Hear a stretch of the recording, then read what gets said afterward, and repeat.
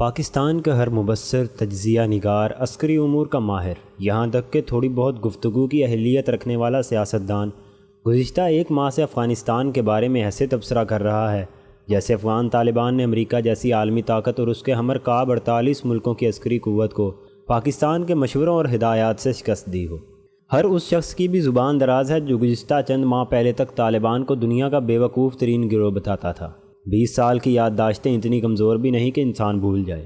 ہر کوئی جانتا ہے کہ 11 ستمبر 2001 کی شام جارج بش نے بغیر کسی تحقیق یہ الزام عائد کر دیا تھا کہ ورلڈ ٹریڈ سینٹر پر ہونے والے حملے کا اکلوتا ذمہ دار افغانستان ہے۔ پوری دنیا اس بات پر یقین ہی نہیں کر رہی تھی کہ ورلڈ ٹریڈ سینٹر پر حملہ ایک دہشت گردی کا واقعہ ہے، بلکہ وہ اسے ایک سازش سمجھتے تھے۔ صرف ایک ہفتے کے اندر 700 کے قریب ایسے مدلل مضامین اخبار میں چھپے جن سے یہ ثابت کیا گیا کہ ورلڈ ٹریڈ سینٹر امریکہ کے اندر موجود کسی طاقتور گروہ کا کارنامہ ہے جسے ایئر کنٹرول سسٹم پر مکمل کنٹرول حاصل تھا، جس کی دسترس امریکہ کے سیکیورٹی نظام تک بھی ہو سکتی ہے۔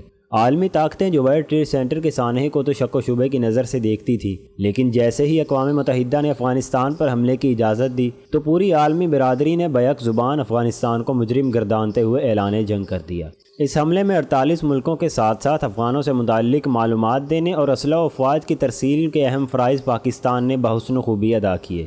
ہم اس وقت یہ منطق بگاڑتے رہے کہ اگر ہم نے امریکہ کا ساتھ نہ دیا تو ہمارا تورا برا بنا دیا جائے گا۔ کس قدر حیران کن بات ہے کہ دہشت گردی کی اس جنگ میں طالبان کی شہادتیں پاکستان کے 70,000 معصوم انسانوں کی جانوں کے ضیاع سے کہیں کم ہیں۔ تاریخ نے بتا دیا کہ تورا برا کس کا بنا۔ کوئی کبھی کسی کو اپنے گھر پر حملہ کرنے کی دعوت نہیں دیتا۔ ملا محمد عمر مجاہد کے ساتھ جو لوگ مذاکرات کرنے گئے تھے ان میں پاکستانی علماء اور افواج پاکستان کے جرنیل بھی شامل تھے۔ ان کی گواہی کے مطابق عمر ثالث ملا محمد عمر مجاہد نے آخری تجویز یہ دی تھی کہ 2 علماء پاکستان، 2 علماء سعودی عرب اور 2 علماء ترکی یا ملائیشیا سے بلا کر ان سے رائے لی جائے کہ کیا اسامہ بن لادن کا امریکہ کے حوالے کرنا درست ہے، اور پھر اگر میں اسامہ بن لادن کو امریکہ کے حوالے کر دوں تو ضمانت دیں کہ امریکہ افغانستان پر حملہ نہیں کرے گا۔ سب گواہ ہیں کہ امریکہ نے ایسی ضمانت دینے سے انکار کر دیا تھا اور یوں مذاکرات ختم ہو گئے تھے۔ ایسے میں کون ہے جو یہ کہے کہ طالبان نے امریکہ کو اپنے گھر حملے کی دعوت دی تھی؟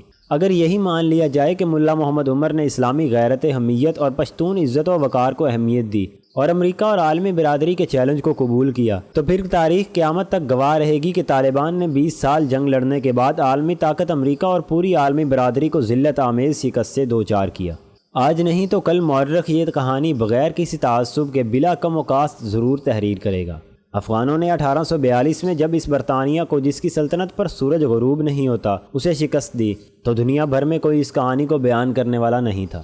کون بتاتا کہ برطانوی فوج کے میجر جنرل جارج کیت کی 20,000 برطانوی فوج کو قتل کر کے ایک ڈاکٹر ولیم برائیڈن کو چھوڑا گیا تھا کہ اپنے ساتھیوں کو جا کر بتاؤ کہ وہاں صرف نعرہ تکبیر بلند کرنے والے نہیں بلکہ اس اللہ اکبر پر توکل کرنے والے بھی رہتے ہیں۔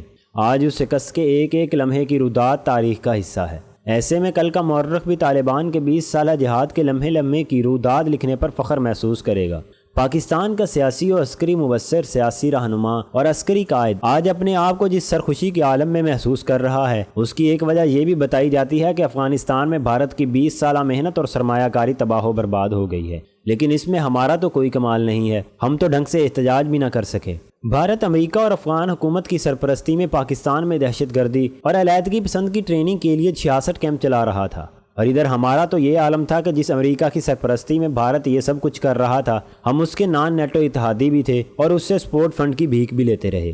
ہم اسی افغان کولیشن حکومت سے مسلسل روز گلے ملتے رہے۔ ذہن نشین کر لو کہ بھارت کی اس شکست میں ہمارا کوئی کمال نہیں۔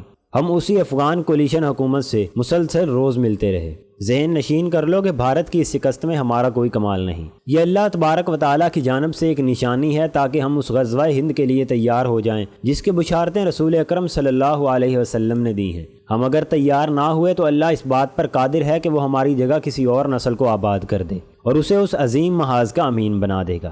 افغانستان میں طالبان کی اس فتح سے پہلے اکتوبر 2019 میں جب طالبان کے ساتھ امن معاہدے کا ریڈ میپ طے ہوا تو 4 نومبر 2019 کو پینٹاگون نے اپنی جنگی حکمت عملی جاری کر دی۔ پھر جیسے ہی 20 فروری 2020 کو افغانستان سے انخلاء کے معاہدے پر دستخط ہوئے تو فوراً بھارت، امریکہ، آسٹریلیا اور جاپان کا 4 ملکی سیکورٹی اتحاد وجود میں آ گیا۔ اس اتحاد کا مقصد چین کی مالیاتی اور اقتصادی برتری کو روکنا ہے۔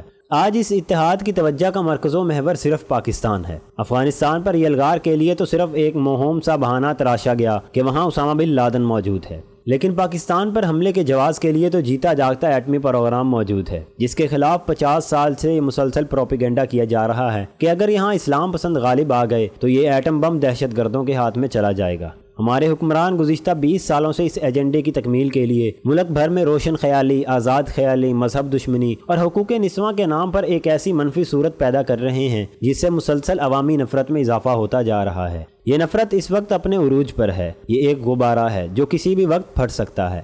آج اگر ملکی قوانین اور ماحول کو اسلام کی سمت ڈالنے کے ذریعے اس غبارے سے ہوا نہ نکالی گئی تو یہ منظرنامہ بہت شدید ہو سکتا ہے اور لوگ بزور قوت تبدیلی کے لیے منظم ہو سکتے ہیں۔ ایسے میں عالمی قوتوں نے اسے ایک بہانہ بنا لیا اور ساتھ ہی 11 ستمبر جیسا کوئی بڑا واقعہ ہو گیا اور پھر یہ فیصلہ کرنے میں دیر نہیں لگے گی کہ سارے فساد کی جڑ پاکستان ہے اور تمام عالمی قوتیں پاکستان پر حملے کے لیے تیار ہو سکتی ہیں۔ کوئی بتا سکتا ہے کہ ہم 22 کروڑ عوام کتنے دن اس کے سامنے کھڑے ہو سکتے ہیں؟ شاید ایک دن بھی نہیں، کیونکہ گزشتہ 3 دہائیوں سے عوام تو دور کی بات لفظ جہاد مساجد کے علماء کی ڈکشنری سے بھی خارج ہو چکا ہے۔ رہی فوج بمقابلہ فوج تو اس کے نتیجے میں ایک عالمی جنگ چھڑنے کے امکانات زیادہ ہیں، کیونکہ پاکستان پر حملہ چین کی اقتصادی اور مالیاتی شہرگ پر حملہ ہوگا اور عین ممکن ہے یہ براستہ بھارت ہو۔ چین کے شامل ہونے کے بعد عالمی برادری کود پڑے۔ کیا ہم اس سب کے لیے کچھ تیار ہیں؟ یاد رکھو، کوئی کسی کو اپنے ملک پر حملے کی دعوت نہیں دیتا ہے، دیکھنا یہ ہوتا ہے کہ کون کتنا ثابت قدم رہتا ہے۔